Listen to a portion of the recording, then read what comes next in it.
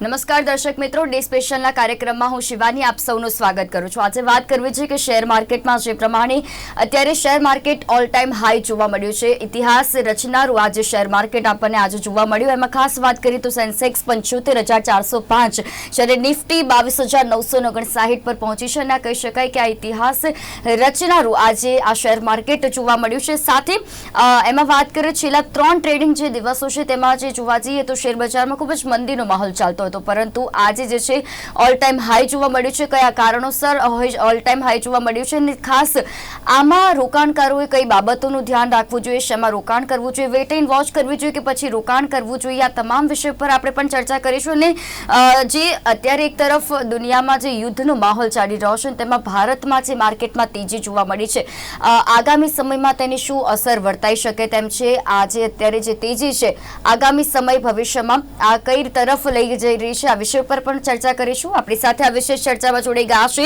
નીતિન પાઠક કે જેઓ સીએ છે અને સાથે બ્રિજેશ પરીખ કે જેઓ ફાઇનાન્શિયલ એક્સપર્ટ છે. બંનેનું હાર્દિક સ્વાગત છે.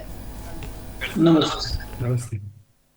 સૌપ્રથમ નીતિનજી, આપણે અત્યારે વાત કરીએ કે અત્યારે share market all time high જોવા મળ્યું છે, શું કહેશો સૌપ્રથમ?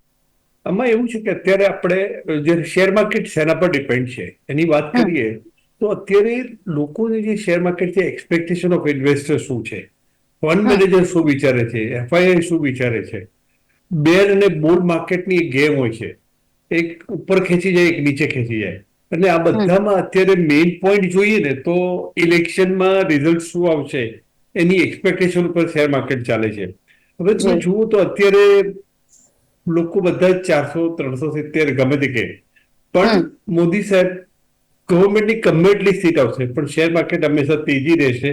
એના હું તમને ધીમે ધીમે કરતીને આખા આપણું જયારે કન્ક્લુઝન થશે ત્યારે તમને લાગશે કે શેર માર્કેટમાં ભલે ઇન્વેસ્ટર હોય, હું અત્યારે મોટાભાગે ઇન્વેસ્ટરની વાત કરીશ, જે પણ ઇન્વેસ્ટર અત્યારે જશે એને લોંગ ટર્મમાં ફાયદો થવાનો છે. કારણ કે આપણી ઇકોનોમી છેલ્લા 10 વર્ષમાં, છેલ્લા એની પહેલા પણ જે રીતે ગવર્મેન્ટે જે સ્ટેપ લીધા છે એ ગવર્મેન્ટ મોદી ગવર્મેન્ટ આવશે કે નહીં આવે પણ એ આગળ ચાલતું જ રહેશે. અને તમે માર્કેટ એનાલિસિસ દ્રષ્ટિએ તમે જુઓ કે ટ્રમ્પ છે યુએસએમાં કે છે, યુએસએમાં જો ટ્રમ્પ જીતશે તો ઇલેક્શનનો માહોલ ત્યાં આગળ લોકોનું શેર માર્કેટ ઉપર જશે એવું માનવું છે.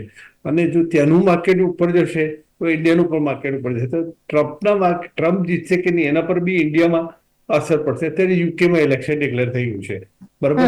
અને અત્યારે જે યુક્રેન અને જે વોર ચાલે છે, બરાબર, ગાઝામાં, તો આપણા લોકો એવું વિચારે છે, આખા વર્લ્ડને એવું ફીલ થયું છે કે ઇન્ડિયાને આમાંથી ઘણું બધું શીખવા મળે છે. તમે રશિયા અને યુક્રેનની વોર જુઓ તો અત્યારે આપણને ઇન્ડિયાને યુક્રેનને લીધે આપણને સસ્તા આપણને એનર્જી અને ઓઇલ મળે છે, એને લીધે એ પણ ક્રેડિટમાં મળે છે. એના લીધે આપણે ઇન્ડિયામાં કેટલું બધું ફંડ આવ્યું છે. ગાઝામાં અને યુક્રેનમાં જે અત્યારે વોર ચાલે છે, ગાઝામાં જે વોર ચાલે છે એને લીધે ઇન્ડિયામાં એ લોકોને આખું જે ઇકોનોમી છે એને લીધે જે ઓઇલ માર્કેટ છે ઉપર જવાની જગ્યાએ સ્ટેડી રહ્યું છે. અને પહેલા બધાની જે કાર્ટેલ હતી, કાર્ટેલ લીધે જે ઓઇલનો પ્રાઇસ હતો, ઓઇલને લીધે આપણી ઇકોનોમી બહુ ખરાબ અસર થતી હતી. પણ અત્યારે આને લીધે આપણું માર્કેટ છે ને ઉપર જતું રહ્યું છે. પછી હું તમને ફરીના સ્ટેજમાં તમને અત્યારે છેલ્લા 10 વર્ષમાં ગવર્મેન્ટે કેટલા સ્ટેપ લીધા ને ઇકોનોમી ક્યાં જશે એ તમને હું પછી એના વિશે વાત કરીશ. અત્યારે બ્રિજેશભાઈને પણ આપણે બોલવાનું કહીએ છીએ. બ્રિજેશજી, જે પ્રમાણે આપણે બ્રિજેશજી હવે જે નીતિનભાઈએ વાત કરી એ ટેકનિકલ પોઈન્ટ છે, પણ ફંડામેન્ટલી જોવા જઈએ તો હમણાં આપણે ફાઇનાન્શિયલ યર 24ના જે રિઝલ્ટ ડિક્લેર થયા છે એ રિઝલ્ટમાં આપણે 2020 થી અત્યાર સુધીમાં આપણી જે ઈપીએસ છે, ઈપીએસમાં જે ગ્રોથ જોવા મળ્યો છે અર્નિંગ પર શેર, સેન્સેક્સના અને નિફ્ટીના ઈટીએસમાં એ જે ગ્રોથ જોવા મળ્યો છે, જે નોર્મલી માર્કેટનું કેવું હોય છે શોર્ટ ટર્મમાં એ જે આ બધી યુદ્ધ છે કે ઇકોનોમિક એક્ટિવિટી શોર્ટ ટર્મ જે આવી હોય છે એની પર શોર્ટ ટર્મ માર્કેટ એની પર રિફ્લેક્ટ કરે, ઇન્ક્લુડિંગ ઇલેક્શન્સ. પણ લોંગ ટર્મમાં એ હંમેશા કંપનીના રિઝલ્ટને ચેઝ કરે. ફંડામેન્ટલી લાંબા ગાળે એ કંપનીના રિઝલ્ટ સારા આવે તો એના બેઝ ઉપર માર્કેટ, જે કંપનીના રિઝલ્ટ સારા હોય એના માર્કેટના શેરના ભાવ વધવાના. અને 2020 જે કોવિડના કારણે જે ઇકોનોમીમાં જે ડાઉનટર્ન આવેલો એ પછીની જે રિકવરી છે, એટલે 2020 પછી જે માર્કેટના ઈપીએસમાં જે વધારો થયો છે, કંપનીના રિઝલ્ટમાં જે વધારો થયો છે એને માર્કેટ અત્યારે ચેઝ કરે છે. અને સાથે સાથે માર્કેટ હંમેશા ફોરવર્ડ લુકિંગ હોય. આજે ઓપરેટેડ 2 વર્ષ પછીના કંપનીના 1 કે 2 વર્ષ પછીના કંપનીઓના જે એક્સપેક્ટેડ રિઝલ્ટ હોય છે એને એ ચેસ કરતું હોય છે. એટલે ટેકનિકલ જે રીઝનો આપણને નીતિનભાઈ કીધા એ પણ રોલ પ્લે કરે છે, અને સાથે સાથે લોંગ ટર્મમાં કંપનીના જે રિઝલ્ટ આવતો હોય એ પણ રોલ પ્લે કરે છે.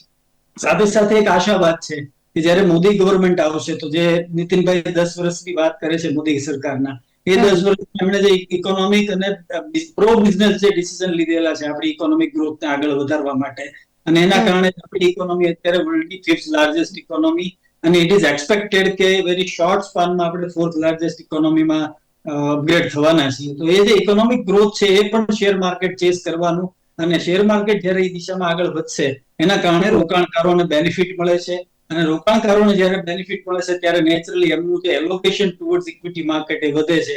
જેનું ઇન્ડિકેટર જોવું હોય તો છેલ્લા 2-3 વર્ષમાં એસઆઈપી જે મંથલી એસઆઈપી ઇનફ્લો જે જોવા મળે છે એ મંથ ઓવર મંથ વધતો જાય છે.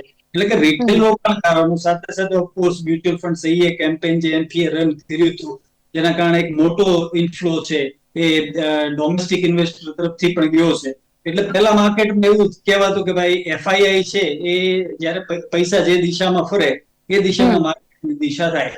તો તાજેતરમાં આપણા કેલેન્ડર યરમાં જોવા જઈએ તો FII has been net sellers, એટલે લગભગ 30,000 કરોડ રૂપિયા જે કરતા વધારે રકમ એને આ એક કેલેન્ડર યરમાં વિડ્રો કરી છે, પણ તો પણ આપણું માર્કેટ પોઝિટિવ દિશામાં જાય છે. એનું કારણ એ છે કે આપણા રિટેલ ઇન્વેસ્ટરોની અને ડોમેસ્ટિક જે ઇન્સ્ટિટ્યુશનલ ઇન્વેસ્ટર છે, મ્યુચ્યુઅલ ફંડ છે કે એ બધા પાસે પુષ્કળ આપણા રિટેલ ઇન્વેસ્ટરોના પૈસા આવે છે, અને એના કારણે ડિમાન્ડ અને સપ્લાયનો જે સિનારિયો છે એમાં પૈસા ચેસ કરે છે ઇક્વિટીને સારી કંપનીઓને, એ પણ એક રોલ પ્લે આ માર્કેટની દિશામાં કરી રહ્યો છે. જી જી બિલકુલ. એટલે બ્રિજેશજી, આપણે જે પ્રમાણે જોઈ રહ્યા છે કે અત્યારે માર્કેટમાં તેજી જોવા મળી છે, અને ખાસ કરીને એ જણાવશો કે આ અત્યારે માર્કેટની અચાનક જે તેજી જોવા મળી છે એના પાછળનું આપને કયું કારણ લાગી રહ્યું છે? એટલે ઇલેક્શનના રિઝલ્ટ જે દિશામાં આગળ વધી રહ્યા છે એ પણ એક અહીંયા મહત્વનો રોલ પ્લે કરે છે. જે આપણે કરેક્શન જોયું, તમે જે શરૂઆતમાં વાત કરી કે ભાઈ છેલ્લા 2-3 દિવસમાં જે તેજી આવી એ પહેલા માર્કેટમાં જે મંદીનો માહોલ હતો એ બેઝિકલી મેં કીધું કે એફઆઈઆઈ નેટ સેલર છે, એટલે જ્યારે માર્કેટમાં સેલિંગ પ્રેશર આવે ત્યારે માર્કેટે કરેક્ટ થવું જોઈએ, નંબર 1. નંબર 2, ઘણી બધી વાર આ પ્રકારના ઇન્ટરમિનન્ટ જે કરેક્શન હોય છે માઇનોર, એ ઇન્ટરમિનન્ટ કરેક્શન ઘણીવાર જે નીતિનભાઈ વાત કરી કે બેર અને બુલ વચ્ચેની જે વોર ચાલતી હોય છે કે જેમાં બેર છે એ માર્કેટને નીચે ખેંચવા ટ્રાય કરે અને બુલ છે તો એમાં પણ એ વોર જે ચાલતી હોય છે એમાં ઘણીવાર થોડો અપર એન્ડ રહેતો હોય છે બેરનો, અને ઘણીવાર અપર એન્ડ થઈ જતો હોય છે બુલનો. તો એ પણ એક ટગ ઓફ વોર જે આપણે કહીએ છીએ એ પણ એક રીઝન છે કે માર્કેટ જે આપણે 3-4 દિવસ પહેલા માર્કેટને આપણે એવું જોઈ રહ્યા હતા કે માર્કેટમાં કરેક્શન ચાલી રહ્યું છે અને માર્કેટમાં ભાવ ઘટી રહ્યા છે, અને છેલ્લા 3 દિવસમાં આપણને સડન તેજી જોવા મળી. તો એ બેઝિકલી એન્ટિસિપેશન કે ભાઈ જે ઇલેક્શન આગળ વધી રહ્યા છે જે દિશામાં, એમાં માર્કેટ એન્ટિસિપેટ કરે છે કે ભાઈ બીજેપીની ગવર્મેન્ટ કન્ટિન્યુ કરશે, અને બીજેપી અને બ્રિજેશજી, આપણને વિશ્વાસ તો જેમ અમિત શાહનો ઇન્ટરવ્યુ, તો અમિત શાહ ઇન્ટરવ્યુમાં પણ કીધું હતું કે આગામી સમયમાં લોકસભા ચૂંટણીના રિઝલ્ટ ડિક્લેર થશે ત્યારબાદ માર્કેટમાં અચાનક ઉછાળો આવશે, તેજી જોવા મળશે. વડાપ્રધાનના પણ વારંવાર તેમના દ્વારા પણ કહેવામાં આવ્યું છે, એટલે ક્યાંક એના પણ સંકેત જોવા મળી રહ્યા છે કે આગામી સમયમાં શેર માર્કેટમાં વધારે હજી ઉછાળો, વધારે હજી તેજી જોવા મળે તેવી પણ શક્યતા જોવા મળી રહી છે. વેલ નીતિનજી, આપણે જે પ્રમાણે બ્રિજેશભાઈએ પણ વાત કરી કે અચાનક તેજી પાછળનું કયા કારણ હોઈ શકે, હવે માર્કેટ સાથે આપણે સિલ્વર ગોલ્ડની વાત કરીએ તો ગોલ્ડ સિલ્વરમાં પણ તેજી, શું કોઈ મોટા કરેક્શનના સંકેત આપને લાગી રહ્યા છે? મને સિલ્વર ગોલ્ડ મેડલમાં તો મને કોઈ આઈડિયા નથી, પણ મને શેર માર્કેટ તો આ છે ને તેજી ચાલુ રહેશે. બીજું, શેર માર્કેટમાં 2 જાતના લોકો હોય છે કે જે લોકો ટેમ્પરરી ઇન્વેસ્ટ કરીને નીકળી જતા હોય છે. એ લોકોને ખાલી એટલું રસ હોય છે કે એમને પોતાનું આઈઆઈઆર જે મળી રહે. જ્યારે અત્યારે મોટાભાગના આપણા જે સાંભળવા વાળા છે મોટાભાગે હું તમને કહું કે આ શેર માર્કેટ તમે ગમે ત્યારે એન્ટર થશો, જો તમે 10 વર્ષ 15 વર્ષ માટે 5 વર્ષ માટે એન્ટર થશો તો તમને 15% ઇન્વેસ્ટમેન્ટ 100% મળશે. અને ઇવન આપણે ઇકોનોમીની વાત ના કરીએ પણ તમે સપોઝ બીએસસી ઇન્ડેક્સના કોઈ મ્યુચ્યુઅલ ફંડમાં રોકી દો, નિફ્ટીના મ્યુચ્યુઅલ ઇન્વેસ્ટમેન્ટમાં રોકી દો તો આગળ ખર્ચો પણ ઓછો હોય છે, પણ તમને સ્ટેટ બેંક કરતા પણ એ સેફ છે અને તમને 15% return over A period of મળશે. હવે બીજું, આપણે આ જે શેર માર્કેટ ઉપર જાય છે એનું એક રીઝન જોઈએ તો ગવર્મેન્ટે અત્યારે કીધું છે 2047માં આપણો કન્ટ્રી એક ડેવલપ ઇકોનોમી તરીકે આવી જશે. જી બરાબર. બીજું 2036માં આપણે જે ઓલિમ્પિક રમાશે એના માટે બિલકુલ. મોટાભાગની શક્યતા 2036માં આવી જશે. પીપીમાં આપણે પીપીપી એટલે જે આપણી જે ઓવરઓલ ઇકોનોમી છે આપણો 5મો નંબર આવી જ જશે અને 2030માં ઇકોનોમી 7 ટ્રિલિયન ઇકોનોમી થઈ જશે. 7 ટ્રિલિયન ઇકોનોમી એટલે અત્યારે જે છે એના કરતા 6 વર્ષમાં આપણી પાસે ઓલ ઓવર ઇન્ડિયામાં આપણી પાસે ડબલ પૈસા હશે. અને આની લીધે શેર માર્કેટમાં અત્યારે તમે જુઓ પહેલા એવું કહેવાતું હતું કે એફઆઈઆઈ જયારે પૈસા લઈ જાય ત્યારે શેર માર્કેટ ઉપર જાય, એફઆઈઆઈ બહાર નીકળે ત્યારે શેર માર્કેટ નીકળી જાય, પણ એવું છે જ નહીં. અત્યારે તમે જુઓ તો જે અત્યારે જે 2024માં ઇલેક્શન પહેલા ગવર્મેન્ટે જે કીધું કે અમારા રેલ પ્રોજેક્ટમાં આટલું થયું, આ બધું થયું, એના એ તમને અગર આપણે હું તમને ભૂતકાળમાં લઈ જાઉં, યુએસએ જયારે વર્લ્ડ વોર 2 થઈ પછી એમણે એમની ઇકોનોમી ડેવલપ કરવા માટે એમણે શું કર્યું? એમણે એમનો ડિફેન્સમાં એક્સપેન્ડિચર વધાર્યો, આરએનડીમાં ઇન્વેસ્ટમેન્ટ વધાર્યો, એમણે રોડ અને ડેવલપમેન્ટ પાસે એટલા બધા પૈસા ખર્ચ્યા અને એમની ઇકોનોમી અત્યારે વર્લ્ડમાં અત્યારે ડોમિનેટ કરે છે. એ જ વસ્તુ ચાઇનાએ કરી. ચાઇનાએ જયારે ઇકોનોમી જયારે લઈ તેમને બુલેટ ટ્રેન આખા દેશોમાં કરી, મેટ્રોમાં એ લોકો ઇન્વેસ્ટમેન્ટ કર્યું, રોડ અને રેલમાં એમણે જે ઇન્વેસ્ટમેન્ટ કર્યું, એમણે ડિફેન્સ પાછળ ખર્ચો કર્યો, આરએનડી પાછળ ખર્ચો કર્યો અને એમને ત્યાં એમણે એક કલ્ચર ડેવલપ કર્યો. 100 અવર્સ એ વીક એક કલ્ચર હતું અને એ લોકો શું કરતા હતા કે જેમ નરેન્દ્ર મોદી સાહેબ બી અત્યારે તમે એક વાતમાં કીધું કે હું મોટા ભાગના ઇન્ડસ્ટ્રીયલિસ્ટને બોલીશ કે તમારે શું જોઈએ છે, હું તમને બધું આપવા તૈયાર છું. એમને એક જ વસ્તુ કે મારે એક જ વસ્તુ છે કે મારે મારા જે લોકો છે, પોપ્યુલેશન છે, એને કામ મળવું જોઈએ. આ જે એમની નીતિ છે એને લીધે એ જે ચાઇનાએ અપનાવી, જે યુએસએ અપનાવ્યું, એ જ આપણા કન્ટ્રીમાં આપણા મોદી સાહેબ અપનાવે છે. એટલે અને અત્યારે ઇન્ડિયામાં જે હાઈએસ્ટ યંગેસ્ટ પોપ્યુલેશન છે એને લીધે ઇન્ડિયાનો ગ્રોથ થવાનો જ છે. એટલે શેર માર્કેટ જે અત્યારે બીઓએનસીમાં જે ટોપ પર દેખાય છે એ ખરેખર અંતે પર વધારે ટોપ પર જશે.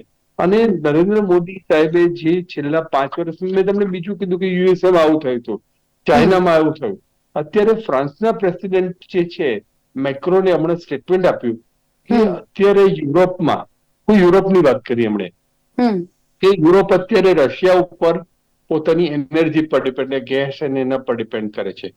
યુએસએ ડિફેન્સ માટે ડિફેન્સ માટે કરે છે, પ્રોડક્શન માટે ચાઇના પર કરે છે કે આપણે એટલે એ લોકો આખું યુરોપને આત્મનિર્ભર થવું પડશે.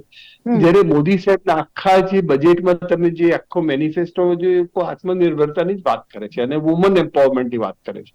એટલે હું માનું છું કે શેર માર્કેટ કોઈ સંજોગોમાં નીચે જવાનું નથી, આ ઉપર જ રહેવાનું છે. જે સ્મોલ જે ઇન્વેસ્ટર છે એ લોકો સારી કંપનીના શેર લે, મિડલ સેક્ટરમાં લે, પણ જો સારી કંપનીના શેર લેશે તો એને કોઈ સંજોગોમાં એને નીચે જવાની કોઈ શક્યતા મને દેખાતી નથી. વર્લ્ડમાં ગમે એટલી ઇકોનોમી થાય પણ જેટલી વોર થાય એટલું શેર માર્કેટ ઉપર જાય, જેટલું ઓઇલ પ્રાઇસ નીચું જાય એટલું શેર માર્કેટ ઉપર જાય. અને જેટલી લોકોની રિક્વાયરમેન્ટ છે, લોકો આપણે જે પ્રોડક્શન જ એટલું બધું છે, રિક્વાયરમેન્ટ શેર માર્કેટ ઉપર જવાનું જ છે. અને સ્ટેટનું બીજું અત્યારે હવે ગવર્મેન્ટ જેવું આવશે એ લોકોના 3 પ્રોજેક્ટ મેઇન પેન્ડિંગ છે. એમને અત્યારે મેઇન પ્રોબ્લેમ એવો છે કે જે એગ્રીકલ્ચર સેક્ટર છે એની ઇકોનોમી ઉપર લાવી હોય તો એને આખું કોલેટરલ ફાર્મિંગ કે છે. બધા ફાર્મ જે એગ્રીકલ્ચર સેક્ટરને જે મોટા સેક્ટરને આપી દે અને એમાં પીપીપી કરી ફાર્મર જોડે પાર્ટનર કરે તો ફાર્મરનું જે વેલ્યુ છે, એમની જે એગ્રીકલ્ચરની જમીનનો ભાવ ઊંચો આવે, એમની પ્રોડક્ટ વધે. જે એક વખત એમને લો લાયા હતા પણ એ લોકોએ ઇલેક્શનને લીધે પાછું ખેંચી લીધું. બહુ સારું. બીજું અત્યારે જયારે કોઈ પણ મેટ્રો કે કોઈ પણ ઇન્ડસ્ટ્રી નાખે તો land acquisition is the biggest problem. હવે જયારે લેન્ડ આપે છે તો અત્યારે જે માર્કેટ છે એના કરતા 5 કે 6 ગણા ભાવ વધારે આપે છે અને તમે બીજે ભાવ કરીને તમારી જગ્યા જતી રહે છે એવું કોઈ ફિલિંગ કરવાની જરૂર જ નથી. એટલે આ એક બીજો એક એ લોકો તરત લાવશે. ત્રીજો એમનો એક મેજર પ્રોબ્લેમ છે, labour law is a biggest problem.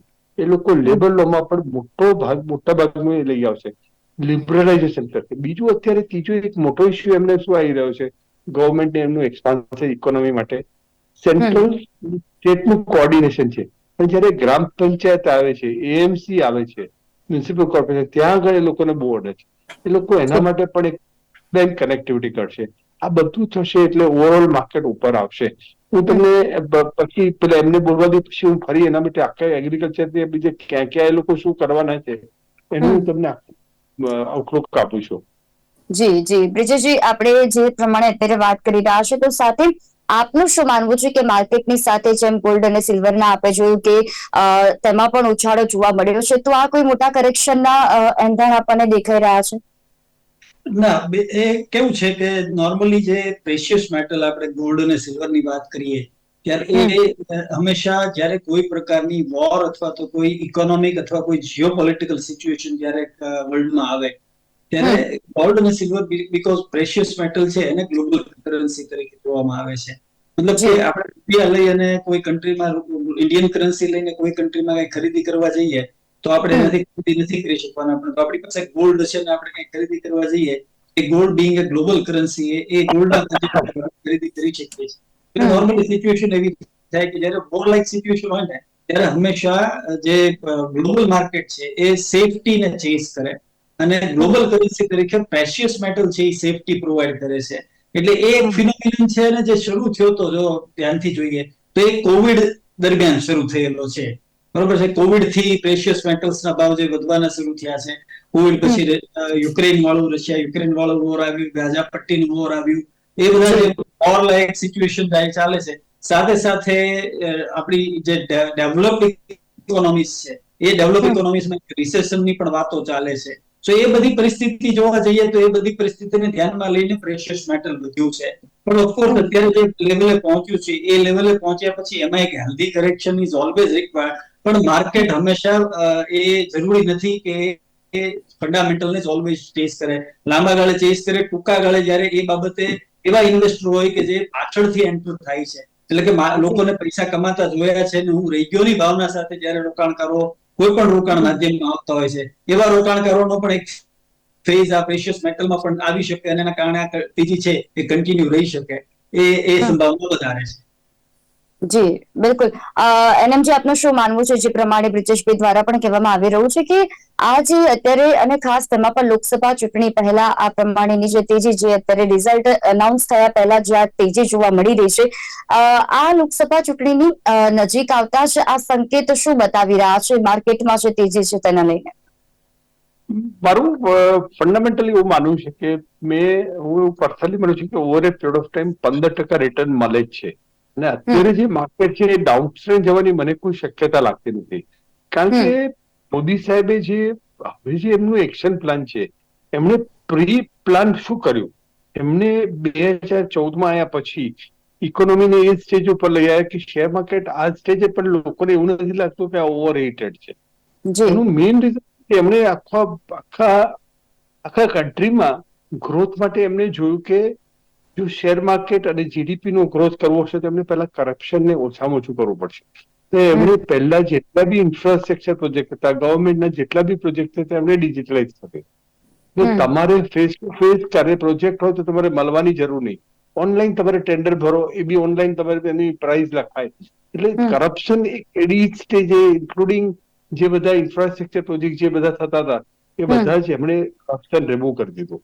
અને ઇન્ક્લુડિંગ તમે ઇન્કમટેક્સમાં ને ગવર્મેન્ટ ઓફિસમાં પણ એમને કીધું ફેસ ટુ ફેસ મળવાની જરૂર, તમે જે હોય લખીને આપી દો અને એ બી ડિજિટલાઇઝ થઈ જાય.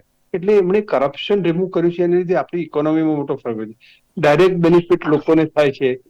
આધાર કાર્ડનો મેક્સિમમ યુઝ થયો છે, એલપીજીની ફર્ટિલાઇઝરની સબસિડી ઓછી થઈ ગઈ છે, કોવિડનું મેનેજમેન્ટ છે. અત્યારે આપણે યુપીઆઈમાં જઈએ તો વર્લ્ડમાં આપણે જે રીતના નથી, હમણાં તમને અમુક જાહેરાત આવે છે એમાં કહે છે કે ભાઈ મારું પાકેટ ઘરે રહી ગયું છે પણ મારી પાસે મોબાઈલ છે ને આઈ કેન ડુ ઇટ.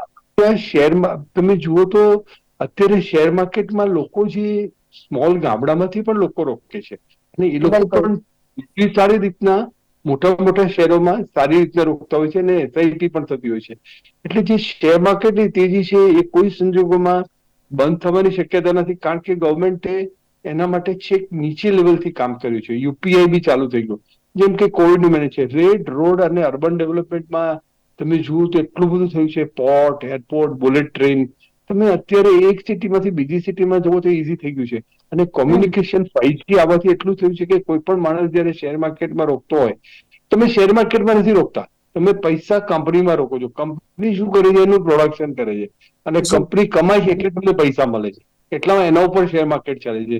તો હું જે અત્યારે જે આ બધો પોઈન્ટ ગણાવું છું કે કેમ અત્યારે શેર માર્કેટ ઉપર છે, તો ગવર્મેન્ટે આટલા સ્ટેપ લીધા. ડિફેન્સમાં પણ અત્યારે નંબર 1 છે, એગ્રીકલ્ચર પણ. તમે જીએસટી નું કલેક્શન જુઓ, અત્યારે હાઈએસ્ટ એમંગ ધ ઓલ છે.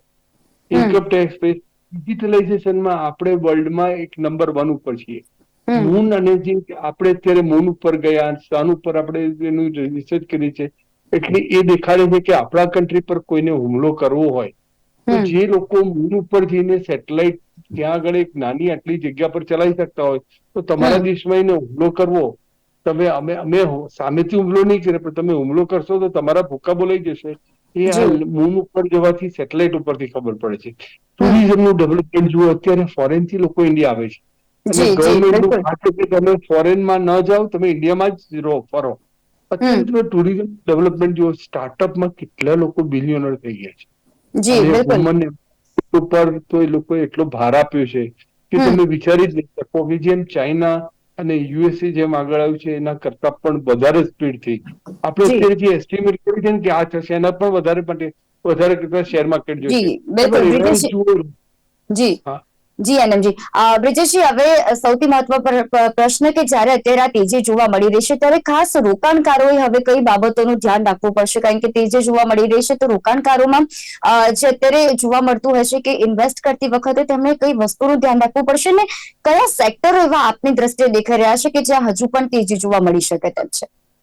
એટલે હવે જે રોકાણકારોએ ધ્યાન રાખવાનું છે એ રાખવાનું છે કે તાજેતરના પાછલા જે 3-4 વર્ષમાં શેર માર્કેટ જે યુનિડાયરેક્શનલ દિશામાં તેજીની દિશામાં આગળ વધ્યું છે, એટલે એક પ્રકારનું એક કોમ્પ્લેસન્સી ઇન્વેસ્ટરમાં ન આવી જવી જોઈએ કે ભાઈ જે લોકો કોવિડ દરમિયાન આવ્યા છે, હું ઇન્વેસ્ટર સાથે ઇન્ટરેક્ટ કરતો હોઉં છું, એમણે એવું જોયું કે ભાઈ કોવિડમાં ઇન્વેસ્ટ કરવાનું શરૂ કર્યું છે અને અત્યારે રિટર્ન ઊંચા જોવા મળે છે. એમની એક એવી કોન્ફિડન્સ આવી જાય છે કે હું એક બહુ સારો ઇન્વેસ્ટર છું અને હું હંમેશા શેર માર્કેટમાં પૈસા રોકું તો હું સફળ થાઉં છું. એ કોમ્પ્લેસન્સી ન આવી જોઈએ.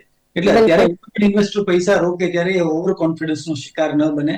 લોંગ ટર્મ માર્કેટ જેમ મેં કીધું અને નીતિનભાઈ કીધું એમ ઇકોનોમી જે દિશામાં ડેવલપ થઈ છે, લોંગ ટર્મમાં માર્કેટ તમને રિટર્ન આપશે જ.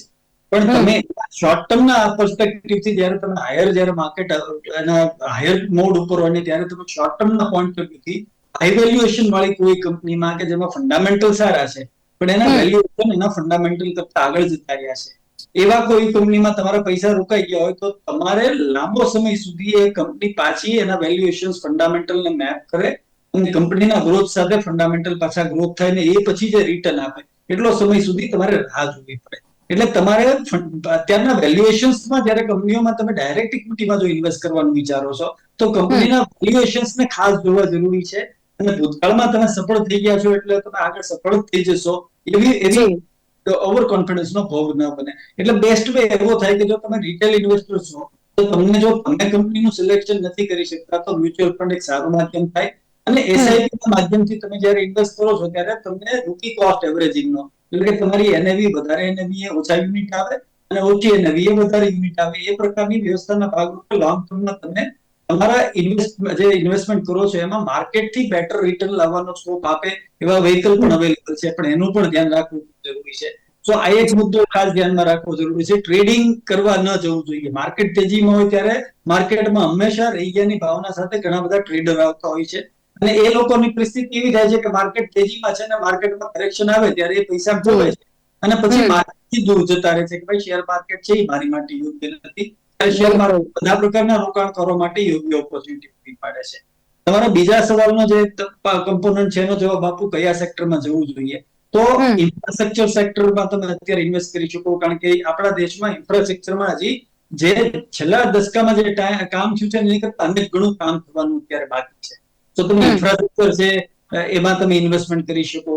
પછી રિન્યુએબલ એનર્જી છે, ગ્રીન એનર્જી છે, કારણ કે આપણા કન્ટ્રીની બહુ મોટી ડિપેન્ડન્સી ઓઇલ ઉપર છે અને ઓઇલ આપણે પ્રોડ્યુસ કરતા નથી એટલે એ આપણી ઇકોનોમી માટેનો સૌથી મોટી ચેલેન્જ છે. તો અત્યારની જે ગવર્મેન્ટ છે એની પોલિસી એવી છે કે ભાઈ ઓઇલ પરની ડિપેન્ડન્સી આપણી ઘટાડવી એટલે એવા એનર્જી બૂસ્ટર આપે છે. આપણે જોઈએ છીએ કે ઇલેક્ટ્રિક વેહિકલ ખરીદવા જાવ તો તમને સેન્ટ્રલ સ્ટેટ ગવર્મેન્ટ સબસિડી મળે છે. તમે સોલાર પેનલ એસ્ટાબ્લિશ કરો છો ઇલેક્ટ્રિસિટી માટે તો એમાં પણ ગવર્મેન્ટ સબસિડી આપે છે. સો ગવર્મેન્ટનો ક્લિયર છે કે વન ટાઈમ પૈસા આપો પણ આપણે રિકરિંગ જો ઓઇલ ઇમ્પોર્ટ કરવા પાછળ જે ડોલર ખર્ચવા પડે છે અને કરંટ એકાઉન્ટ ડેફિસિટ ફેસ કરવી પડે છે, જે આપણી ઇકોનોમી હર્ટ કરે છે, એમાંથી આપણા કન્ટ્રીને બહાર લાવવા માટે તમે રિન્યુએબલ એનર્જી છે, ગ્રીન એનર્જી છે, એવા સેક્ટરમાં તમે ઇન્વેસ્ટ કરો. હેલ્થકેરમાં આગલા વર્ષોમાં ઘણું બધું ડેવલપ થવાની છે, કારણ કે આપણી પોપ્યુલેશનની સામે આપણી હેલ્થકેર ફેસિલિટીઝ છે એ હજી એ સ્ટેજે પહોંચી, એટલે એમાં પણ ઘણા બધા ગ્રોથની છે. ઓફકોર્સ ટેકનોલોજી તો આપણી એવરગ્રીન સેક્ટર છે કે જેમાં તમે ઇન્વેસ્ટમેન્ટ કરી શકો. તો આ બધા સેક્ટર એવા છે કે જેમાં તમે ઇન્વેસ્ટર અત્યારે ઇન્વેસ્ટ કરવા માટે આગળ વધે, લોંગ ટર્મમાં દે આર ગોઈંગ બેનિફિટ, એટલે આવા સેક્ટરમાં ઇન્વેસ્ટમેન્ટ કરી શકાય. જી જી બિલકુલ. અને જે પ્રમાણે લોકસભા ચૂંટણી વચ્ચે જે શેર બજારમાં છે આ રેકોર્ડ બ્રેક અત્યારે હાઈ પર જોવા મળી રહ્યું છે, અને હજુ પણ કહેવામાં આવી રહ્યું છે કે હજુ પણ આ જે શેર માર્કેટ છે તેમાં ઓલ ટાઈમ હાઈ જે આજે જોવા મળ્યું છે તો હજુ પણ આગામી સમયમાં તેજી જોવા મળે તેવું બતાવી રહ્યા છે. પરંતુ આપે જે અહીંયા વાત કરી કે રોકાણકારોએ ખરેખર ઓવર કોન્ફિડન્સ થવાની અહીંયા જરૂર નથી, તેમણે આ બધી વસ્તુમાં ખૂબ જ ધ્યાન રાખવાની જરૂર પડશે. જે પ્રમાણે તમે સેક્ટરો જણાવ્યા છે એ પ્રમાણે જો ઇન્વેસ્ટ કરવામાં આવશે તો ચોક્કસપણે શેર માર્કેટ જે પ્રમાણે હાઈ જશે તો રોકાણકારોને પણ લાભ થશે. આ બંને અમારી સાથે આ વિશેષ ચર્ચામાં જોડાયા તે બદલ આપ બંનેનો આભાર. ધન્યવાદ.